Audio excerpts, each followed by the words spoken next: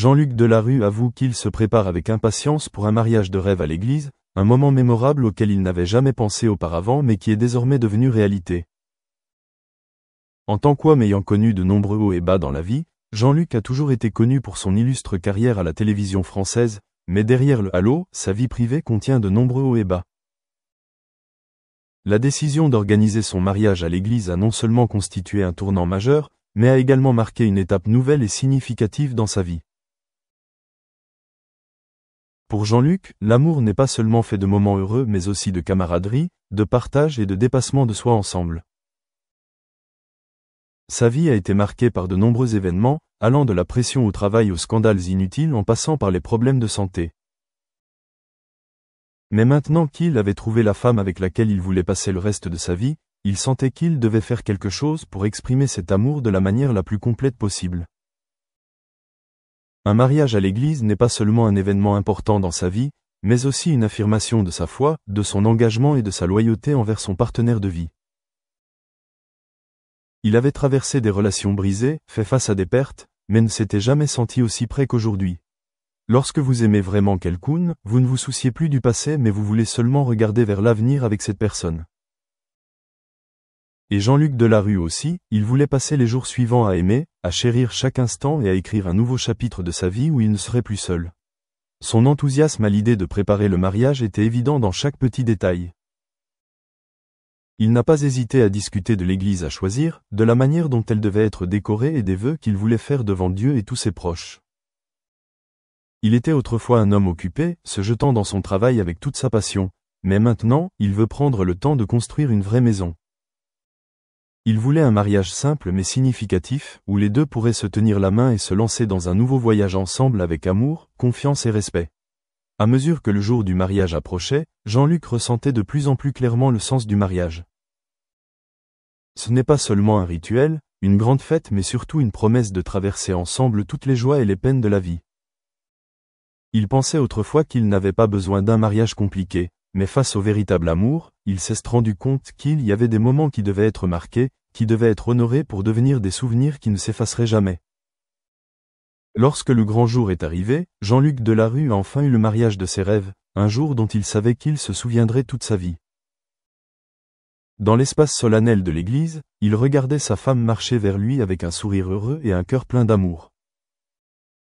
Au moment où ils ont échangé leurs vœux, tout a semblé se figer, ne laissant que l'amour sincère qu'il avait l'une pour l'autre.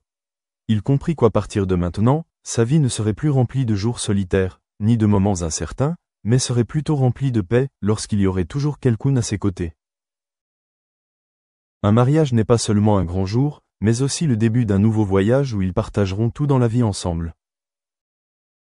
Jean-Luc ne s'était jamais senti aussi heureux et complet qu'à ce moment-là, car il avait enfin trouvé sa véritable âme sœur.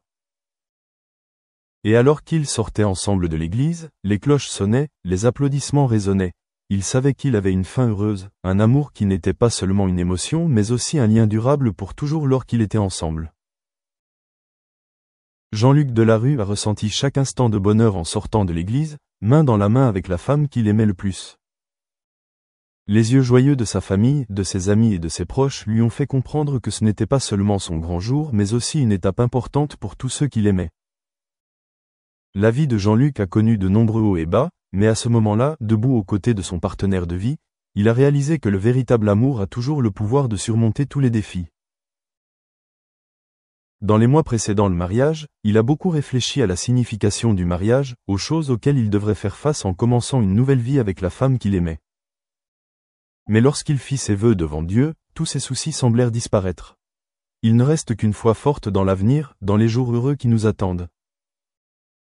En quittant l'église, Jean-Luc et son épouse sont montés dans la voiture de mariage et se sont dirigés vers la réception de mariage, où tout le monde les attendait pour partager ce moment heureux avec eux.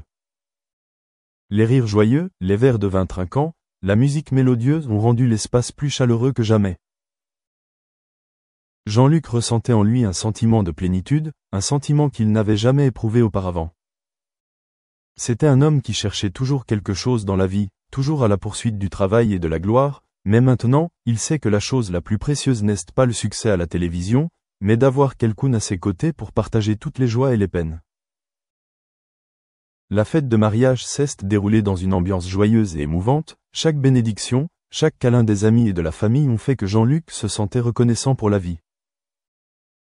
Il se souvient des années où il a affronté les difficultés seul, des moments où il pensait avoir perdu la foi en l'amour, mais où finalement particular way, and unless we can persuade them otherwise, there is a danger that we will still have to do things in the old-fashioned way for some respects. Okay, great. Thanks, guys. Good to have that overview of various issues that you're grappling with. Augusta, to that point, I was just wondering, across your research so far, you said obviously you're highly collaborative and you're speaking to people in different parts of the country and different types of cohorts. Are there any patterns emerging in terms of building learning communities effectively that enable you to bring in a more diverse group of learners, people who are learning at different stages in life, who are interested in upskilling and reskilling, or just generally increasing access to people who may not be able to go through the traditional routes? Yeah, so to answer that question, I want to also connect to what Louise and others and on the Q&A mentioned. It's the interdisciplinary integration of STEM learning. I think we're moving in a way that a lot of learners are now interested into a context-based or problem-based learning. So for instance, my teachers, instead of just learning, for example, about sugar in chemistry, we have a sugar tax in Pennsylvania and Philadelphia.